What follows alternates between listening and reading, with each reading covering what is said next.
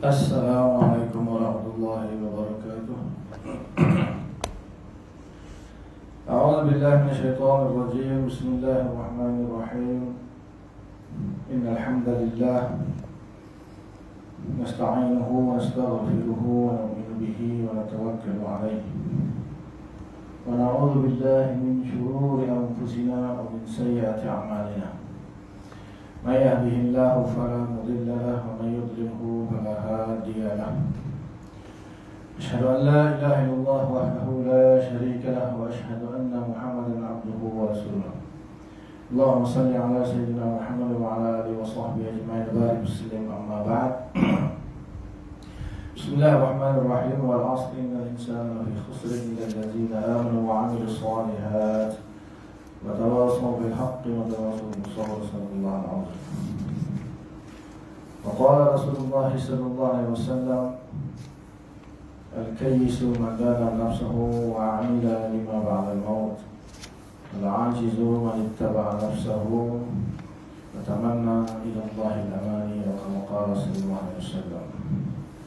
Alhamdulillah, syukur kita kepada Allah Subhanahu wa taala kerana masih lagi diberi kesempatan untuk kita melaksanakan kewajipan kita solat fardu subuh secara berjemaah. Dan insya-Allah hari ini kita sambung pengajian kita yang berkaitan dengan ilmu tasawuf, insya-Allah. Pandukan kitab Minhajul Abidin ila Jannatir Rabbil Alamin karangan Imam Al-Ghazali radhiyallahu anhu. Dan kita mulakan dengan bacaan kitab Fatihah.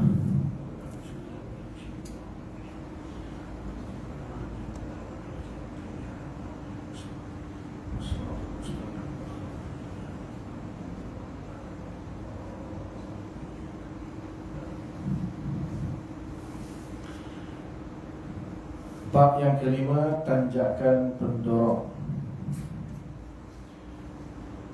motivasi dan faktor pendorong untuk beribadah. Dalam kitab Minhajul Abidin ini, Imam Ghazali dibahagikan kepada tujuh tanjakan ataupun tujuh peringkat pendakian dalam seseorang itu untuk menjadi seorang hamba Allah yang sebenar dalam menuju kepada Allah Subhanahu wa taala, menjadi seorang yang benar-benar mengikuti apa yang dikehendaki oleh Allah taala, menjadi abid. Minhajul Abidin. Minhaj ini satu metodologi ataupun cara untuk menjadi abid yang sebenar. Ila Jannatir Rabbil Alamin, menuju ke syurga Allah Subhanahu wa taala. Di sebelum ini 4 tanjakan lah, dan saya skip sikit sebab dia punya pembahasan panjang dalam satu bab tu atau satu tajuk fasal dia tu dah panjang. Kita ambil yang penting-penting lah, insya-Allah. So di sini tanjakan pendorong, maksudnya sesuatu yang akan mendorong kita untuk melakukan ibadah ataupun memperhambakan diri kepada Allah Subhanahu wa taala. Sebelum ni halangan-halangan yang akan menghalang kita daripada menjalankan kewajipan kita ataupun mengabdikan diri kita kepada Allah taala. Wahai saudaraku, engkau mesti berjalan terus dalam merentasi rintangan-rintangan dalam kehidupan ini, sebab jalan sudah pun terbentang lurus bagimu serta sudah menjadi mudah dan sukar terhindar dari berbagai halangan dan rintangan. Jadi dalam pembahasan yang lepas, Imam Ghazali bahas tentang halangan-halangan dan rintangan-rintangan yang akan menghalang setiap manusia itu untuk menuju kepada Allah Subhanahu wa taala. Sudah pun diberikan cara lah untuk mengatasi rintangan dan halangan tersebut. Maka seolah-olah dah senang lah, jalan pun dah senang. Tidak bagi wish lah, bagi wish secara batin lah untuk menghadapi tujuannya. Kita ada wish, kita ada Allah ni, aku jalan ni, ini betul ni, aku jalan ni. Hujan lambat ke dalam ni. Jadi mana dari pun dah bagi macam mana sifat-sifat apa yang perlu kita semaikan dalam diri kita untuk kita hadapi segala rintangan dan halangan tersebut. Kalau halangan tu memang dia betul-betul menghalang, empat perkara tu: dunia, syaitan, nafsu dengan manusia. Rintangan ni dia tak menghalang kita, cuma dia mungkin mengubah kita punya fokus kita, seperti rezeki, musibah, keluarga. Itu bukan satu halangan, itu rintangan dia panggil. So ada dua tu, satu halangan, satu rintangan. Kalau macam dalam perjalanan orang blok itu satu mungkin jadi satu halangan. Kalau surat tak ada, baik. Tapi kalau macam rintangan mungkin perlu isi minyak kan. Jadi kalau dia tak isi minyak mungkin tak sampai kan, so perlu mencong sekejap, isi minyak dulu.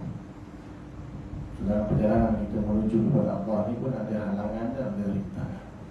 Untuk menghadapi halangan dan rintangan sudah dibahaskan apa yang patut kita lakukan. Ini bab ni sebelum sikitlah, bab ni dia punya dorongan dia. Di samping ada halangan dan rintangan, ada juga dia punya dorongan dia untuk kita menuju kepada Allah Subhanahu Wa Taala. Yang pertama, pendorong pertama, yakni khauf, takut kepada seksa Allah Subhanahu Wa Taala. Dalam menempuh jalan tersebut tidak dapat terus menerus tanpa sebarang penilaian, tetapi ia mesti dilakukan dengan meresapkan rasa takut ataupun khauf dalam dan harapan. Ar-raja, iaitu harapan di dalam hati, dan terus mengekalkan perasaan takut dan harapan yang sebenar-benarnya. Jadi dia ada satu lagi namanya pendorong untuk kita meneruskan perjalanan kita. Jadi kadang-kadang halangan dah tak ada, rintangan dah tak ada, tapi kita malas, tak larat.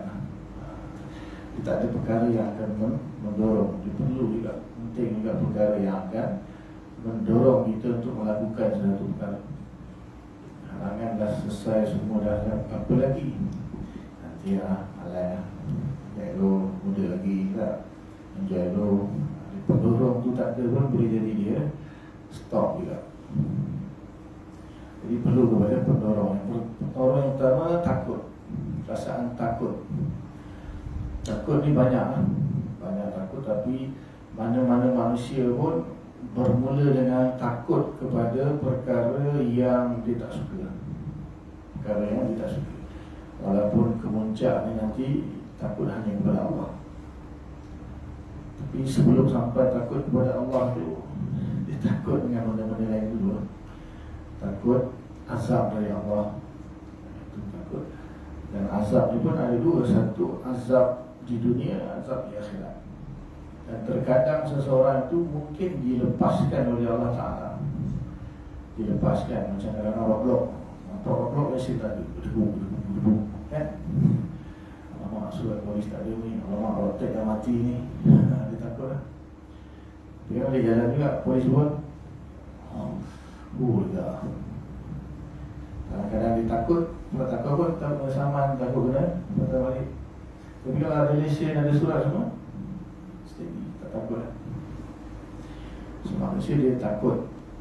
Banyak perkara dia takut. Satu, takut sesuatu yang kalau kita nak simpulkan, benda yang dia tak suka. Benda yang tak suka berlaku pada dia, dia takut. Contoh benda saman, yang ngomong-ngomong 300 yang bayar, itu manusia tak suka. So dia takut benda-benda macam tu lah. Tapi dalam bab ni kita kena bandingkan ketakutan tersebut. Jadi kalau misalnya kalau kita tak beri, dia punya ketakutan yang akan terhasil tu lebih teruk daripada kalau kita tak pergi langsung yang kita pergi juga. Kadang-kadang terpaksa lidah juga. Sebab kalau kita tak lidah, ketakutan yang akan menunggu kita akan datang tu lebih besar. So, itu tak apalah. Ya. Kerana ketakutan yang menanti kita tu lebih teruk lagi, maka dalam keadaan macam mana pun dia kena jalan juga, teruskan. Dan satu lagi harapan. Satu lagi harapan, dia mesti ada pasangan dia. Takut dengan harap. Takut saja susah, dia tak jalan. Dalam masa duk takut tu ada juga harapan, berharap kepada Allah Subhanahu wa Ta'ala. Dan dikata di sini wajib dipegang terus dan dikekalkan sepanjang hayat. Cuma nanti dia punya balance di antara takut dan harap tu akan berubah ikut apa umur kita. Adapun rasa takut ataupun khauf itu wajib dipegang terus dan dikekalkan sepanjang hayat. Ini disebabkan dua perkara. Iaitu yang pertama, perasaan takut dapat mencegah seseorang dari berbuat maksiat. Sebab nafsu manusia yang sememangnya terus menyuruh berbuat jahat lalu cenderung kepada kejahatan. Ia selalu ingin memfitnah dan menggoda. Ia tidak akan berhenti kecuali dihadapi dengan perasaan takut secara berterusan dan diberikan amaran yang pedih tentang seksa akhirat. Sesungguhnya tabiat nafsu tidak mampu diatasi dengan perasaan malu. Bahkan nafsu itu sendiri tidak malu daripada jafa, iaitu berbuat apa-apa yang bertentangan dengan kesetiaan dan kecintaan terhadap Allah Subhanahu wa Ta'ala. Jadi dia kena ada satu, kalau tak pakai emas 10,000, dia takut lah. 1,000 dia relax, 10,000 dia mula lah. Sekali-sekali dia datang apa, lapar. Dia lah tak datang pun apa. Sekali dia datang, ya, dia ada benda yang dia akan takut-takutkan lah. Tak vaksin, tak boleh datang negeri. Waduh, macam mana nak balik raya ni? Vaksin lah. Senang je kan. Jadi takut-takutkan gitu. Betul. Tak vaksin tak boleh balik kampung raya. Boleh, kalau nak buat vaksin lah. Kan? Kalau yang jadi kampung kat sini tak apa lah, kampung kat sini. Jadi biasanya untuk apa ni, mendorong seseorang untuk melakukan sesuatu itu biasanya akan ditakut-takutkan. Tapi dalam masa yang sama di sini kan nafsu suka benda tu. Nafsu manusia, syahwat manusia suka benda tu. Jadi dia akan mendorong manusia ke arah maksiat. Tapi datang Allah Subhanahu wa Ta'ala, utuskan Rasul ni beritahu, kau buat siap, di akhirat akan menanti azab yang pedih. So ditakutkan. Diberi satu amaran supaya kita fikirlah, maknanya kalau buat memang seronok, tapi akibat dia nanti di akhirat akan mendapat siksa. Sebab memang itulah ujian manusia. Manusia ini diberi uji dengan syahwat di sini. Kan? Syahwat dia. Dan syahwat sentiasa berkeinginan untuk buat perkara yang bertentangan dengan perintah Allah Ta'ala. So untuk mengatasi keinginan syahwat tersebut, yang ingin suka melakukan perkara yang bertentangan dengan kehendak Allah Ta'ala, ditakut-takutkan dengan balasan yang akan menimpa diri kita juga, sama ada di dunia ataupun di akhirat. Dan jenis orang yang tak takutnya, dia tak tahu lah, ada orang mungkin perasaan tu tak ada. Dia bukan tak takut, dia terlupa akan amalan tersebut. Itu pun satu. Lepas tu dia kata perasaan takut tu kena sentiasa ada. Kadang-kadang dia bukan tak takut, tapi dia terlupa nak takut. Takut tu tak ada. Takut tu ni tak ada dalam diri. Terlupa pakai mask kan? Tiba-tiba nampak polis, rambut cari mask. Terlupa kan, bukan tak nak pakai, terlupa nak pakai. Tapi nampak polis dia, terus nak polis mask mana mask. Takut 10,000 dia orang.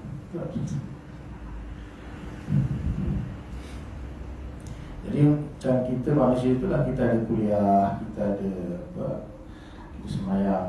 Bahkan dalam semayang tu pun bila imam baca kan, imam baca, surah-surah yang menceritakan tentang neraka misalnya, dia akan jadi dia teringat sikit. Sebab tu kita digalakkan sembahyang berjemaah. Sebab apa? Imam bila baca sembahyang maghrib, sembahyang isyak, dia baca surah-surah, kalau faham apa kan. Itu salah satu lagi. Kalau tak faham kena mengaji, kena. Dalam kuliah-kuliah ada setengah kuliah tu cerita tentang azab kubur, ataupun ceramah-ceramah atau bayan-bayan orang tabligh ke apa ke, beritahu nanti kita akan mati dalam kubur, akan dihimpit, ada ular sebesar jengking, sebesar baral, dan patuk ni nanti dalam mahsyar dan belakang. Kita teringat tu, rasa takut tu, tapi itulah dia on off. Pergi sana lepak, hilang. Sentiasa akan diberingat khutbah Jumaat. Khutbah tu wajib. Khutbah Jumaat tu kan wajib.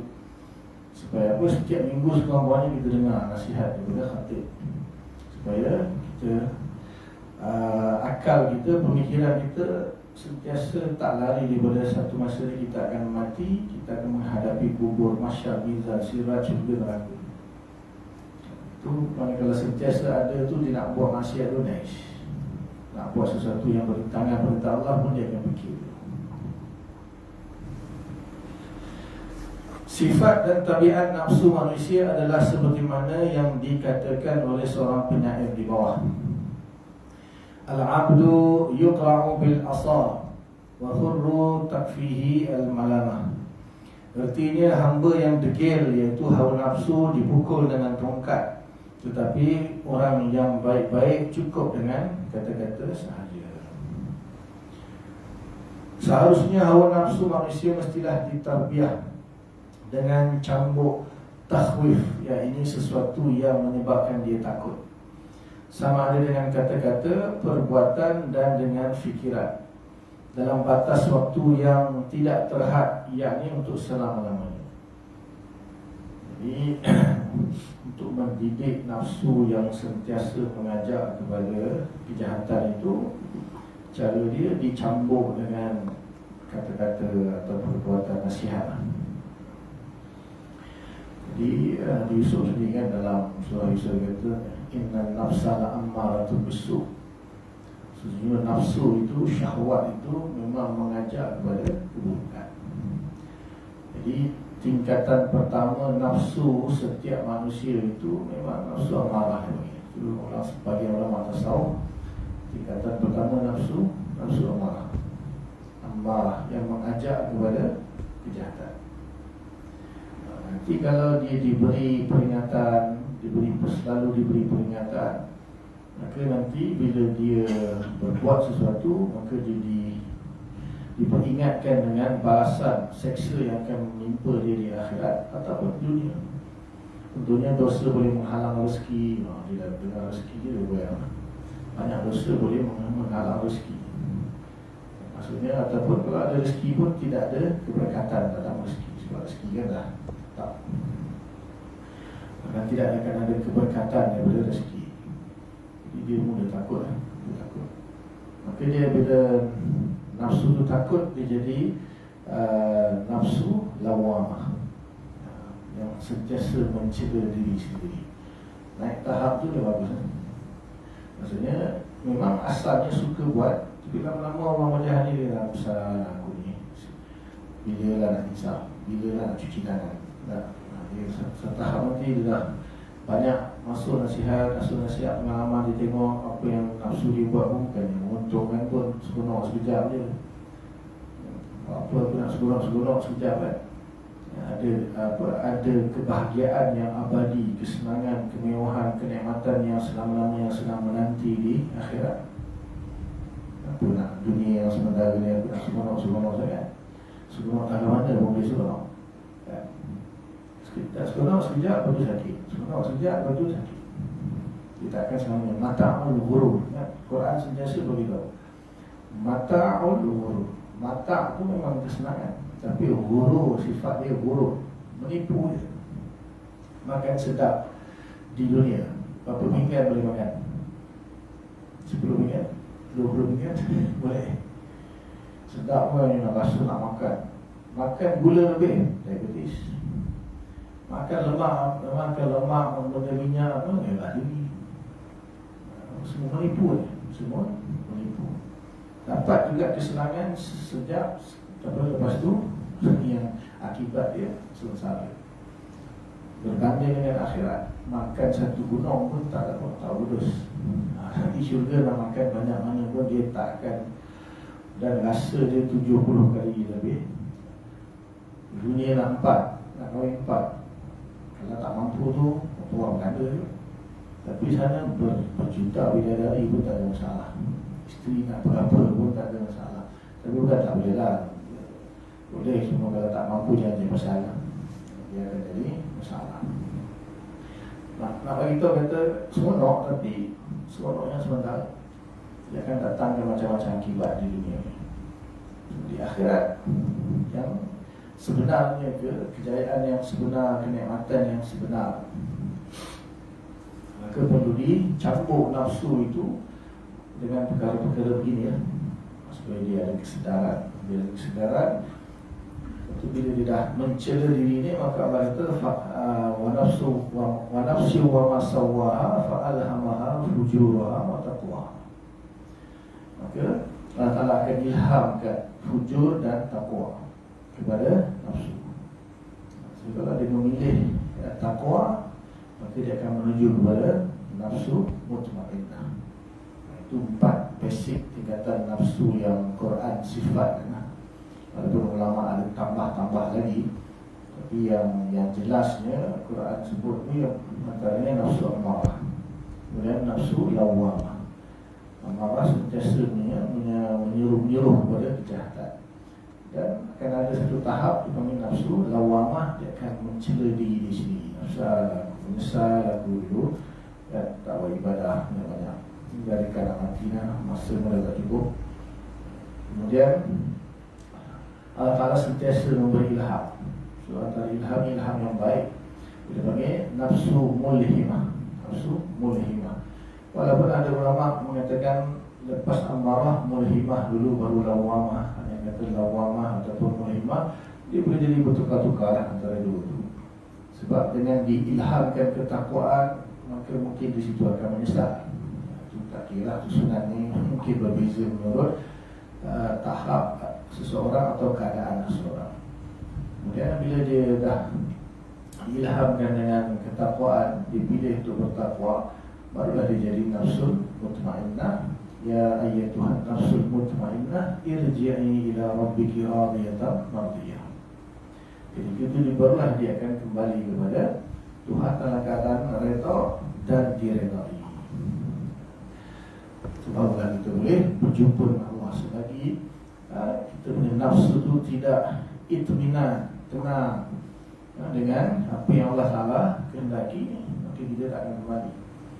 Kalaulah kita tak sempat menenangkan nafsu kita, maka dia akan ditenangkan dalam neraka.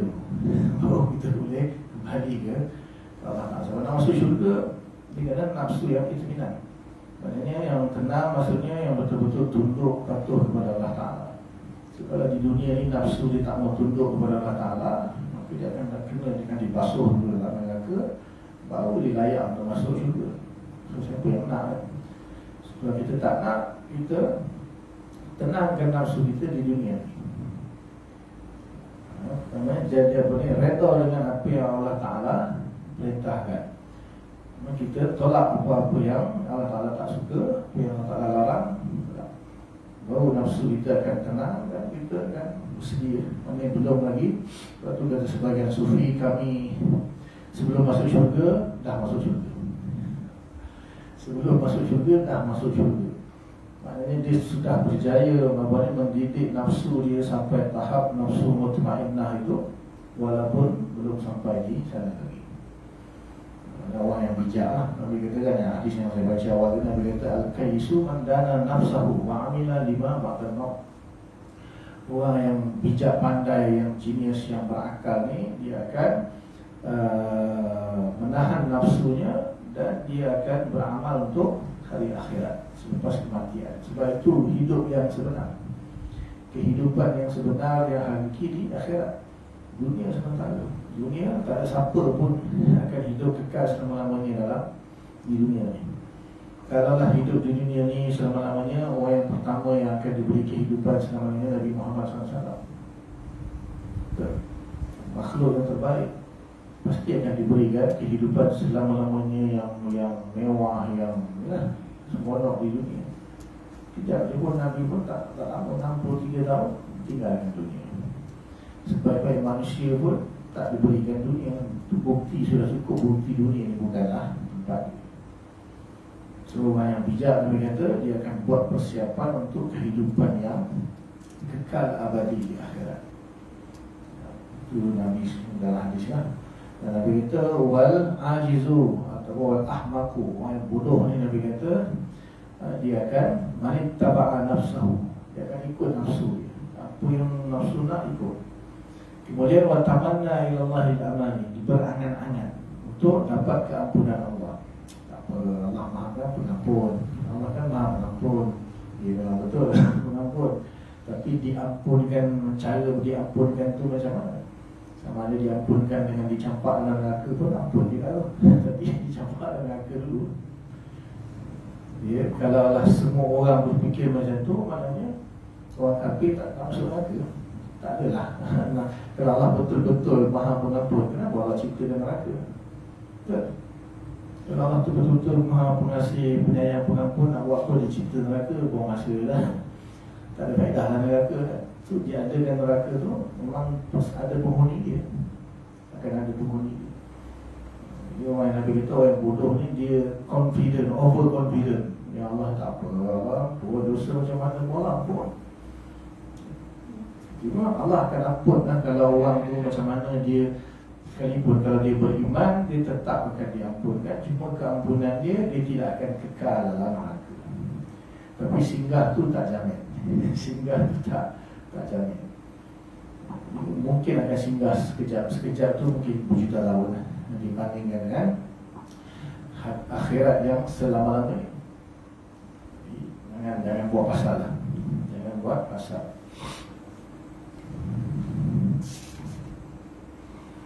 Diceritakan oleh orang yang saleh, pada suatu hari dirinya yang nafsunya mengajak berbuat maksiat. Kemudian ia keluar dari rumahnya, bajunya dibuka semua.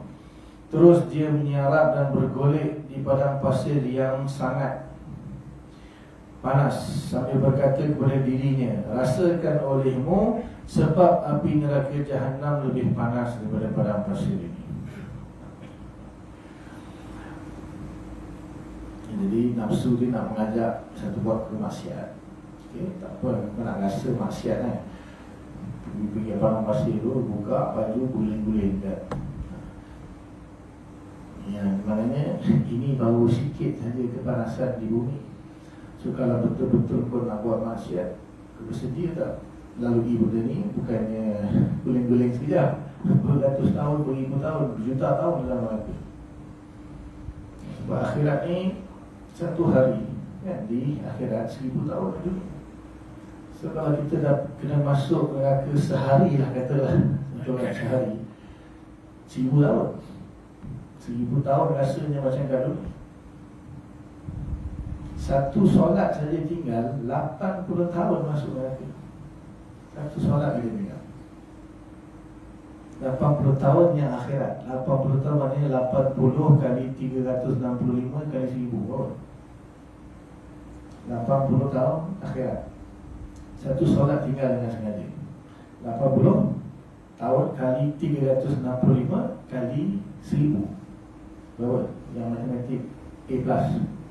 Tak payah pakai kalkulator. Kalau pakai kalkulator, dia jam nanti kalkulator. Dia tak ada kira. Satu waktu solat tinggal berapa? 80 kali 365 kali 1000. Berapa dia? Ya?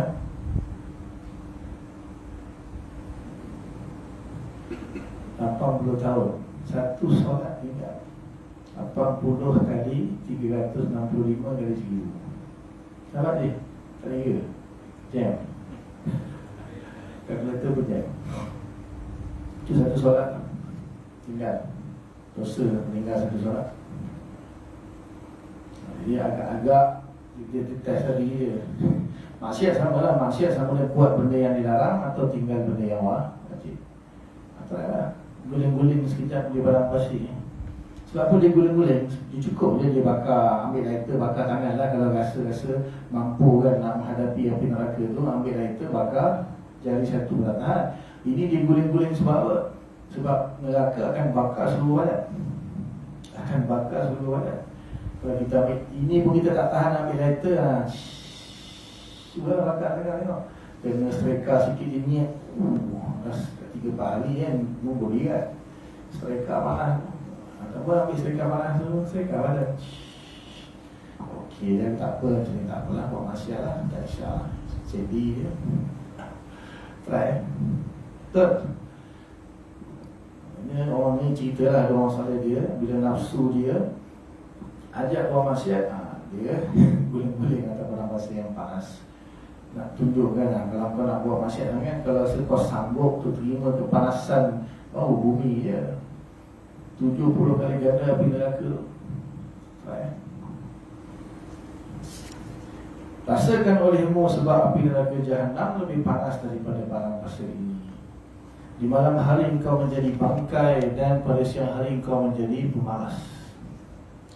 So dia cela diri dia sendiri lah. Nafsu lawak, cela diri sendiri, nafsu dia. Yang kedua, khauf dapat mengelakkan seseorang dari perasaan ujub, yakni sombong ketika melakukan sebarang ketaatan. Jika ia ujub, maka celakalah dia. Oleh yang demikian, dalam mentarbiah nafsu itu adalah dengan sentiasa mencela dan mengaibkan serta didedahkan berbagai kekurangan dan juga keburukan-keburukan dan dosa-dosanya sekali yang dapat membahayakan. Sedemikian itu seperti mana apa yang disabdakan oleh Rasulullah SAW yang bermaksud sebagaimana berikut. Andai kata aku dengan Nabi Isa dihukum oleh Allah Subhanahu Wa Taala kerana apa yang dilakukan oleh kami berdua, sambil mengacungkan dua jari, pasti kami, yakni Nabi Muhammad dan Nabi Isa, diseksa dengan seksaan yang tidak pernah diseksakan kepada orang lain dan seluruh alam semesta. Ini dibagi contoh lah. Nabi kata tak pasti hadis dia punya status ni. Maksudnya Nabi yang kedudukan tinggi, berkedudukan tinggi ni, maknanya kalaulah melakukan kesalahan maka akan diseksa paling tinggi. Dan takkan seorang pun akan diseksa seperti itu. Sebab semakin dekat seseorang itu dengan Allah Ta'ala, semakin berat dia punya balasan kalau silap. Standardlah kan. Kalau kita pangkat besar dalam company ni buat silap sikit je, dia punya kesan besar. Kalau pekerja bawahan, tukang sapu, cleaner buat salah, kan, kesalahan dia tak ada masalah. Kesalahan juga, tapi benda dia mungkin sikit lah. Tapi kalau accountant buat silap, accountant buat silap, dia punya impact kan, silap bankrupt ni, tutup semua. Jadi semakin tinggi seseorang tu darjat di sisi Allah, semakin berat dia punya balasan lah. Contoh yang dia bagi. So dia kata tadi ujub. Ini pun lagi satu masalah. Imam Ghazali ni dia bukan cerita pasal maksiat yang kita buat, seperti kita tinggalkan kewajipan dengan tak semayang, tak puasa, tak ada zakat apa semua, ataupun kita buat larangan kita berzina, merompak, bunuh tu mungkin kita tak nak buat. Tapi dia kata ujub. Itu payah sikit. Ujub ni dia rasa dalam hati dia hebat. Akulah ustaz yang paling alim dalam dunia ni. Rasa tak menetap dunia pun, at least di Malaysia lah, aku rasa ni aku paling hebat. Habis. Itu susah. Itu kalau macam berzina, merompak tu mungkin kita boleh kawal lagi. Tak semayang pun semua, tak mungkin lah kita tinggal semayang. Tapi ujub, orang tak nampak pun. Yang tahu kita Allah, dua ya, Allah dengan kita. Rasa dalam hati. Dia bukan ada switch kita boleh off yang rasa. Dia rasa dia lah yang sebenar ni. Betul. Jadi dihilangkan macam mana cara dia, kata Imam Ghazali. Ingatlah suatu masa dulu kau pernah buat maksiat, pernah berada dari satu keadaan yang mana kalau manusia tahulah kita punya keaiban itu, mungkin semua takkan terima kita, bahkan akan halau kita, mungkin takkan terima kita. Setiap orang kan ada dia tak tahulah kalau cari Nabi lah kot. Setiap daripada kita ni, kita pernah buat dosa, kita pernah ada keaiban. Kalaulah didedahkan keaiban kita sekarang ini, orang lain semua tahu, agak-agak macam mana. Tak tahulah muka ni mana nak suruh. Tak tahu muka ni mana nak suruh kalau Allah dedahkan keaiban ni. Dan kita jangan confident yang wah apa itu Allah dah ampun dah. Dia tahu, dia reti. So antara itu lawan bagi ujub. Kenapa kita rasa sekarang ni kita dah hebat, kita dah baik, kita dah boleh sembahyang, kita dah boleh ngaji, kita dah boleh mengajar orang, kita dah jadi ustaz. Dulu kita siapa? Itu cara antara nak hilangkan ujub lah. Ujub ni dia ingat diri dia baik je, diri dia hebat, diri dia. Tapi ingat, kita ni dulu macam mana? Adakah kita ni macam Nabi yang tak pernah buat? Itu yang Nabi bagi contoh. Nabi sendiri pun kalau ada perangai macam tu akan diseksa dengan siksaan yang teruk. Itu antara sebab Imam Ghazali dia bagi peringatan terhadap benda-benda yang mungkin kita dalam sekadar macam maksiat, memompak, membunuh, merogol, berzina, mungkin kita tak buat. Tinggalkan sembahyang semua mungkin kita buat. Tapi ada dosa-dosa yang kita mungkin terbuat. So kita kena takutkan diri kita bahawa ujub ni memang dosa. Ujub, takabur, riak, itu semua antara dosa-dosa besar. Itu berbahaya, itu lagi bahaya daripada dosa-dosa yang macam kalau orang tu dia memompak, orang tu dia tahu benda tu dosa, dia tahu benda tu salah. Tapi kalau ujub, tak nampak apa pun, dia tak rasa salah pun. Orang pun tak tahu. Sebab syok sendiri rasa ujub, rasa takabur, rasa riak. Itu pun dosa yang akan membinasakan. Maka diatasi dengan kita mencela diri kita. Ingatlah siapa ni kita. Dulu pernah kita buat apa. Dan kita tidak pasti bahawa kesalahan kita dulu tu Allah dah ampun ke belum. Dan kalau Allah buka balik aib kita tu sekarang, memang tak tahulah mana nak lari, muka mana nak suruh, tak tahu. So dihilangkan dengan cara sedemikianlah.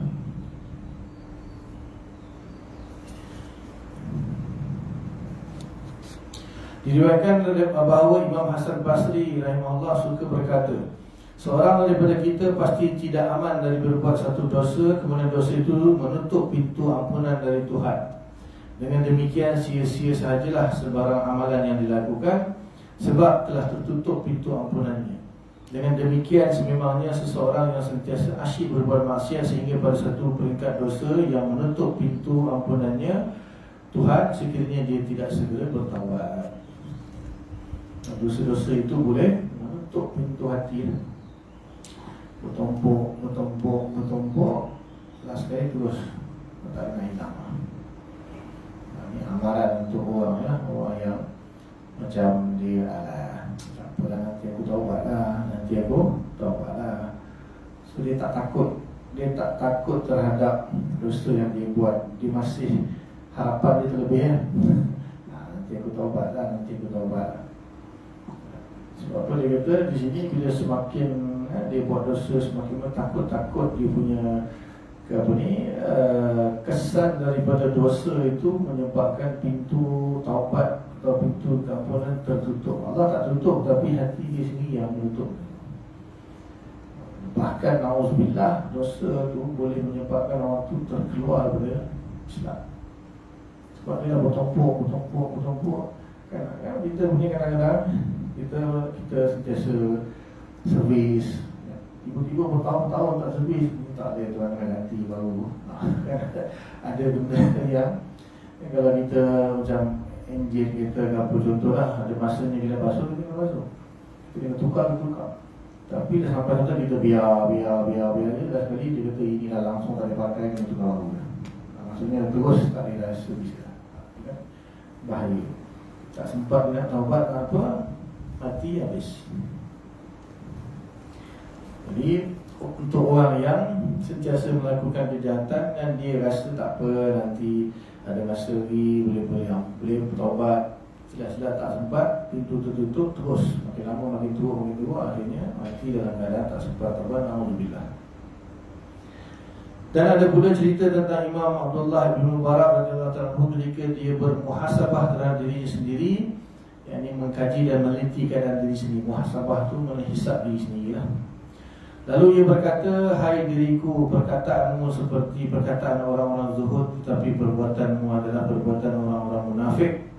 Dan engkau juga mengharapkan syurga, hal itu jauh sekali. Sesungguhnya syurga adalah tempat bagi orang-orang yang bukan orang yang seperti engkau. Calon penghuni syurga banyak amalannya, tidak seperti amalanmu, wahai diriku.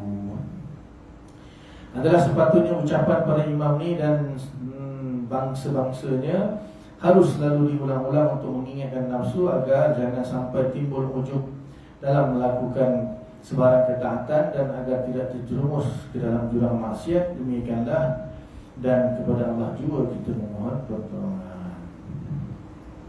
Semualah ya, sahabat solehin itu selalu mencari keaiban di sini.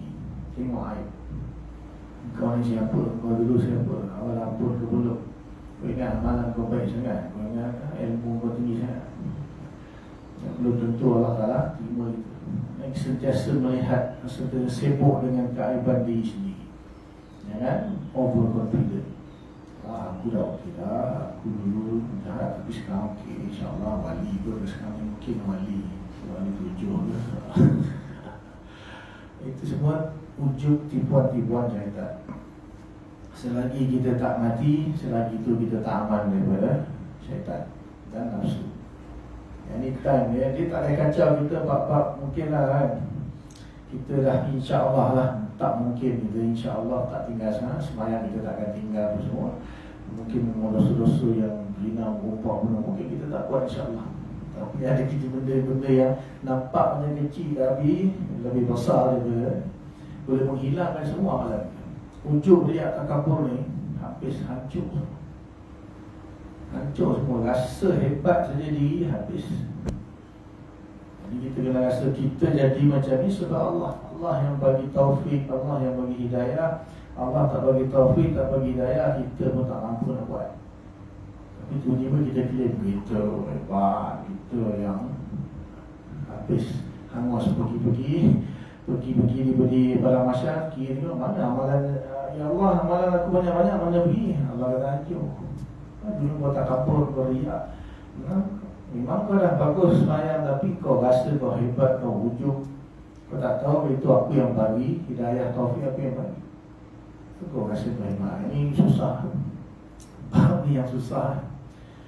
So, cara dia memang dia kata selalu ingat bahawa kita ni banyak buat salah, banyak buat dosa. Dulu kita siapa? Kita banyak-banyak buat benda-benda yang mana kalau didedahkan kita akan malu. Dan kita jangan confident benda itu sudah diampunkan. Berkemungkinan masih lagi benda itu dekat. So, kalau dibanding dengan apa yang kita buat amalan sekarang ni, yang belum tentu Allah terima juga amalan baik kita. Amalan baik yang kita buat ni belum tentu dia Allah terima. So, kena ada sentiasa antara khauf dan nanti rojak kita masuk akan datanglah. Jadi bab yang kedua, harapan. Memang dia akan mesti kena ada dua-dua. Kalau takut saja nanti pun masalah juga. Sebab apa nanti kalau macam tu tak payah. Dia over takut pula lah. Itu pun bahaya juga. Cuma kata ulama, di zaman waktu muda banyakkan takut, tapi mesti masih ada harapan. Tetapi di umur tua banyakkan harapan daripada takut. Sebab bahaya kalau dah umur tua takut lebih berharap, nanti takut dia datang sifat putus asa. Syaitan akan, tak payahlah, kau teruslah lah, kau Allah tak terima lah. Kau dulu macam kan bapak syaitan dulu tiba-tiba kau nak datang surga lah. Banyak dosa kau buat, rasuah lah, zina, banyak nak perempuan kau dah hebat. Tiba-tiba kau jadi surga pula, tak payahlah, tak payah. Syaitan di mana? Dia kan takut-takutkan kita lebih-lebih. So kata ulama, di akhir hayat banyakkan harap pada takut. Di tengah-tengah itu banyakkan takut pada harap. Tapi dulu mana ada? Dulu mana? Wallahu ta'ala a'lam. Nanti kita sambung yang kedua, yaitu raja ataupun harapan. Soalan.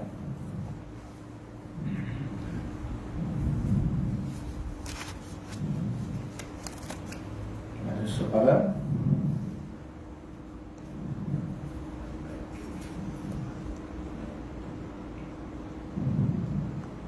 Ada ya? Muzri? Kok?